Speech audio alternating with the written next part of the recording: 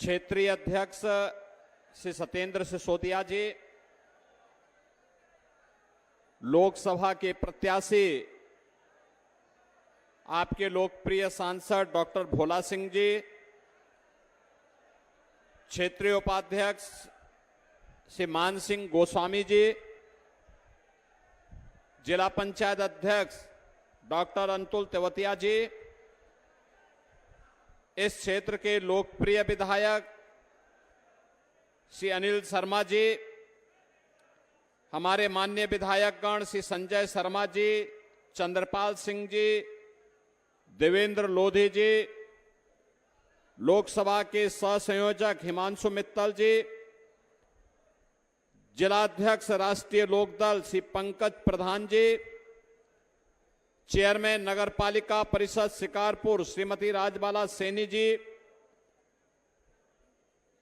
Chairman नगरपालिका परिषद बुलंदशहर श्रीमती दीप्ति मित्तल जी, योगेंद्र चौधरी जी और भारी संख्या में इस तपती धूप में भी शिकारपुर के इस विधानसभा में उपस्थित शिकारपुर और बुलंदशहर से जुड़े हुए सभी उपस्थित मेरे बहन और भाइयों, महाभारत की पौराणिक परंपरा से जुड़े हुए इस पावन धरा को, जिस पावन धरा को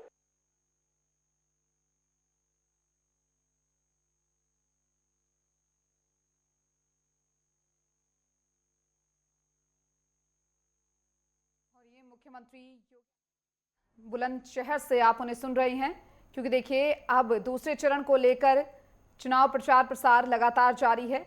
जहां आज पहले फेज की वोटिंग हो रही है, तो वहीं दूसरे चरण को लेकर चुनावी जनसभाएं की जा रही हैं। अपनी कर्म भूमि के रूप में भी चुना था। इस पावन धरा को नमन करते हुए मैं आप सबका हृदय से अभिनंदन करता हूं। बहनों और भाइयों, दुनिया के सबसे बड़े लोकतंत्र भारत में आज 2024 के लोकसभा चुनाव का प्रथम चरण का मतदान हो रहा है। 21 राज्यों की 102 लोकसभा सीटों पर हो रहे ये चुनाव पहले से ही अपने परिणाम के लिए भी निश्चिंत है। तो पूरी तरह समाप्त कर दिया गया है। और बहनों और भाइयों, यही नहीं,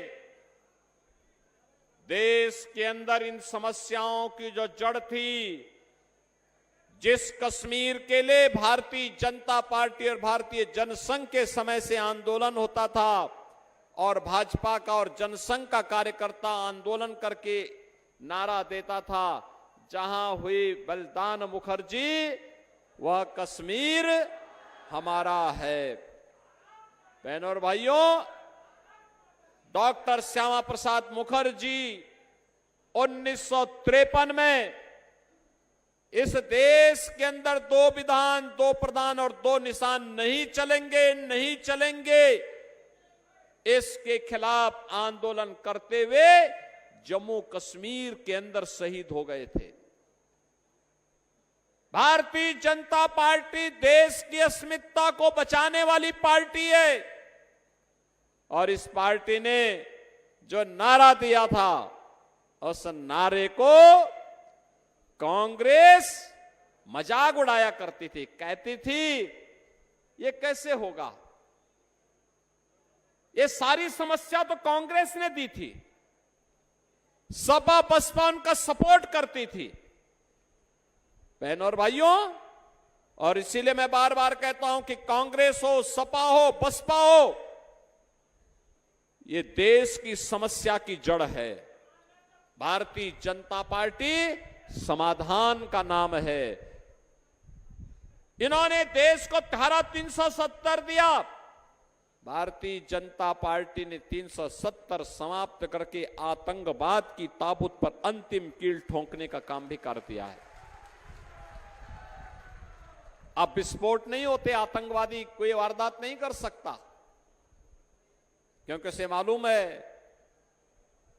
कि कहीं विस्फोट हुआ तो न केवल आतंकवादियों को तो ठिकाना लगाया ही जाएगा, लेकिन उसके आका को भी ठीक कर दिया जाएगा, जो पाकिस्तान में बैठ करके भारत की सुरक्षा को चुनौती दे रही है। और बहनों और भाइयों, इसी भाव के साथ आज देश के अंदर कार्य हो रहा है, और इंफ्रास्ट्रक्चर के लिए तो कहना ही क्या है। बहनों और भाइयों, हाईवे, एक्सप्रेसवे, ये बुलंदशहर भी गंगा एक्सप्रेसवे के साथ जुड़ रहा है, और बुलंदशहर से लेकर के प्रयागराज की दूरी मात्र 6 घंटे में एक्सप्रेसवे के बनने के बाद ये दूरी तय हो जाएगी बहनों और भाइयों। और अगले वर्ष महाकुंभ है। महाकुंभ के अवसर पर बुलंदशहर वासी भी जब प्रयागराज में स्नान करने के लिए जाएंगे बहनों और भाइयों, मात्र 6 घंटे में सुबह गए, स्नान किया संगम में, और फिर शाम को वापस बुलंदशहर वापस आ गए। इतनी अच्छी कनेक्टिविटी, यहां की ब्लैक पॉटरी को आज अंतर्राष्ट्रीय पहचान दे दी है मोदी जी ने। बहनों और भाइयों, बुलंदशहर के पास भी अपना मेडिकल कॉलेज हो गया, 1 डिस्ट्रिक्ट 1 मेडिकल कॉलेज। आज देश के अंदर वर्ल्ड क्लास यूनिवर्सिटी बन रही है। आज आईआईटी बन रहे हैं, आईआईएम बन रहे हैं, एम्स बन रहे हैं, और बुलंदशहर के लिए तो कहना ही क्या, बगल में ही इंटरनेशनल एयरपोर्ट जेवर भी हम बना रहे हैं, फिल्म सिटी भी बना रहे हैं। अब यहां के युवाओं को फिल्मों में जो कार्य करने के इच्छुक होंगे, उन कलाकारों को मुंबई नहीं जाना पड़ेगा, बल्कि मुंबई का कलाकार यहां के कलाकारों के साथ कार्य करने के लिए यहीं पे आएगा, यहीं पे बगल में। आप सोचो, स्पोर्ट्स यूनिवर्सिटी भी हम यही बना रहे हैं। देखा ना, चीन को पछाड़ करके यहां की बेटी पारुल चौधरी गोल्ड मेडल जीती, तो हमने तत्काल उसको डिप्टी एसपी की नौकरी दे दी, डिप्टी एसपी की।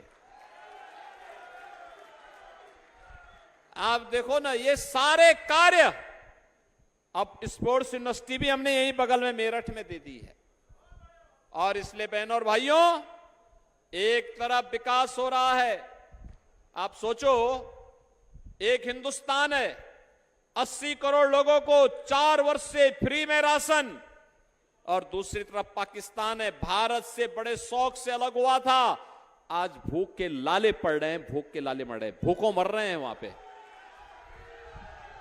बहनों और भाइयों, देखिए तो पाकिस्तान बनने पर देश की उर्वरा भूमि वहां गई, जनसंख्या कम गई, भूमि ज्यादा गई, लेकिन आज पाकिस्तान में भूख के लाले हैं, और हिंदुस्तान फ्री में राशन का वितरण करके अपने लोगों को मजबूत कर रहा है। जितनी पाकिस्तान की आबादी नहीं, उससे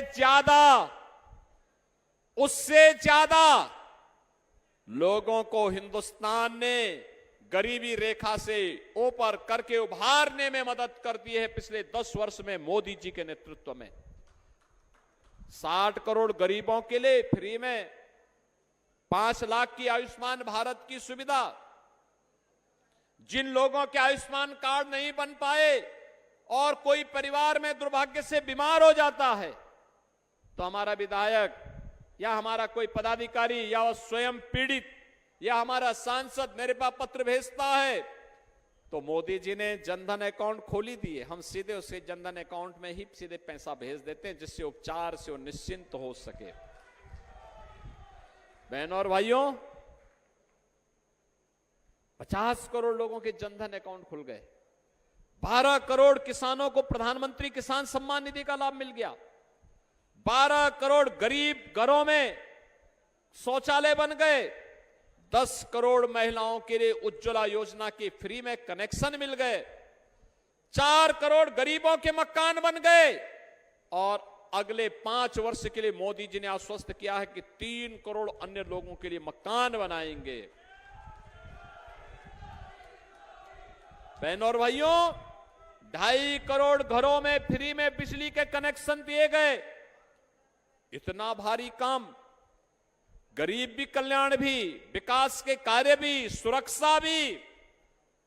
और सपा बसपा के लोग तो क्या करते थे? दंगा करवाते थे। मुरादाबाद में दंगा करवाया था कांग्रेस ने 1980 में, और दंगाई को छुपाने के लिए फाइल सपा बसपा कांग्रेस इन लोगों ने दबा के रखी। हम लोगों ने उस फाइल को निकाला और जो दोषी थे, जिन लोगों ने वहां पर हिंदू पर्व के दिन दंगा करवाया था, 40 साल के बाद उनके खिलाफ हमने कार्रवाई की है मुरादाबाद के अंदर। मुझे याद है जब 2017 में मैं प्रचार करने के लिए आया था यहां बुलंदशहर में, तब लोग डरते थे, कहते थे अरे साहब फलाना व्यक्ति चुनाव लड़ रहा है। मैंने कहा घबराओ मत, एक बार बीजेपी की सरकार आने दीजिए, माफिया को वहीं पहुंचा देंगे जहां वो पहुंचने का हकदार है। या तो जेल होगी और या फिर जहन्नुम होगा, इसके अलावा दूसरी तीसरी जगह होगी ही नहीं उसके लिए। और बहनों और भाइयों, आज आप देख रहे होंगे माफिया सब गायब। अयोध्या में केवल राम मंदिर ही नहीं बना है, बड़े बड़े दंगाई और माफिया और अपराधी जो पहले सत्ता के सरपरस्त बनते थे, आज राम नाम सत्य है की यात्रा पे निकल गए हैं। और इसलिए बहनों और भाइयों, आपने परसों देखा होगा रामनवमी के दिन भगवान राम का सूर्य तिलक हुआ ना, पूरा भारत गौरवान्वित महसूस किया। 500 वर्षों के बाद रामलला अपने जन्मभूमि पर अपना जन्मोत्सव मना रहे हैं। किसने वंचित किया था? ये कांग्रेस का पाप है, यही सपा बसपा का पाप है। इन लोगों ने हमारे आराध्य को भी अपने स्वयं का प्रमाण देने के लिए कहा कि राम हुए ही नहीं। और आज जब आप सबके आशीर्वाद से मोदी जी के नेतृत्व में अयोध्या का कार्य हो गया, अब ये कहते हैं राम तो सबके हैं। बहनों और भाइयों, ये आपकी ताकत है जो इनके स्वर बदल गए हैं। जिन लोगों ने आपकी आस्था के साथ खिलवाड़ किया, जो लोग आपकी सुरक्षा के साथ खिलवाड़ करते थे, जिन लोगों ने आपको विकास से वंचित किया, जिन लोगों ने हमारी युवा पीढ़ी के साथ, हमारे अन्नदाता किसानों के साथ अन्याय किया, जिन्होंने बेटी और व्यापारी को सुरक्षित किया, उनको एक एक वोट के लिए तरसा दीजिए। कोई वोट नहीं पड़ना चाहिए उनको। अभी से बोलिए, हम वोट देंगे जो देश के बारे में सोचेंगे, विकसित भारत के बारे में सोचेगा, आत्मनिर्भर भारत के बारे में सोचेगा, ग्लोबल लीडर भारत के बारे में सोचेगा। और ये सोच मोदी जी ने दी है। हम भी देश की आवाज के साथ अपने आप को जोड़ेंगे और हमारा भी स्वर होगा, हमारा भी एक ही स्वर होना चाहिए। और बहनों और भाइयों, वो है जो देश के अंदर का है, और वही है कि जो राम को लाए हैं हम उनको लाएंगे। आप सहमत हैं ना? और जो देश की आवाज है कि फिर एक बार, अब की बार 400 पार। सब सहमत हैं? सभी लोग सहमत हैं ना? बहनों और भाइयों, समस्या का समाधान करना ये हमारा दायित्व है। चुनाव के दिन पोलिंग करना आपका लोकतांत्रिक अधिकार है। और इसीलिए मैं आपके पास आया हूं आपसे कहने के लिए, डॉक्टर भोला सिंह को भारतीय जनता पार्टी ने अपना प्रत्याशी बनाया है। श्री अनिल शर्मा हमारे विधायक हैं। यहां के बघेल और मीना की समस्या का समाधान करने के लिए संकल्पित हैं, लगातार लगे रहते हैं। और बहनों और भाइयों, जब ये सभी लोग हमारे जनप्रतिनिधि मिलकर के कार्य करते हैं तब हम परिणाम देते हैं। यहां पे श्रीमती बिमला सोलंकी भी यहां पे काम कर रही है आपके क्षेत्र में। और बहनों और भाइयों, मैं इसीलिए आप सबका आह्वान करूंगा, 26 अप्रैल को चुनाव होने हैं। चुनाव के दौरान प्रत्याशी से अपेक्षा करना कि वो घर घर जाए अत्यंत कठिन होता है। बहनों और भाइयों, चुनाव के बाद वो घुमाइए, बुलाइए, खूब घुमाइए, लेकिन चुनाव के दौरान आपको मोदी जी का प्रतिनिधि बनना पड़ेगा, स्वयं डॉक्टर भोला सिंह बनना पड़ेगा। सहमत हैं? सहमत हैं? चुनाव के दिन भाजपा को भारी बहुमत से विजयी बनाएंगे। यहां के विधायक अनिल शर्मा ने कहा ना अभी कि पिछली बार से ज्यादा वोटों से हम विजयी बना के भेजेंगे। सहमत है ना सभी लोग? बनाएंगे। तो बहनों और भाइयों, कमल चुनाव चिन्ह पर, और वह तो इस बार तो भाजपा और राष्ट्रीय लोकदल एक साथ मिलकर के देश के अंदर मोदी जी को तीसरा कार्यकाल देना चाहते हैं ना? तो आप भी सहमत है ना? डॉक्टर भोला सिंह को विजयी बनाएंगे ना भारी बहुमत से? तो फिर मेरे साथ बोलेंगे भारत माता की। जहां तक मेरी आवाज जा रही है, दोनों हाथ ला करके बोलेंगे भारत माता की, भारत माता की, भारत माता की। और ये मुख्यमंत्री योगी आदित्यनाथ को आप सुन रहे थे बुलंदशहर से, जहां पर चुनावी जनसभा को मुख्यमंत्री योगी आदित्यनाथ ने संबोधित किया है।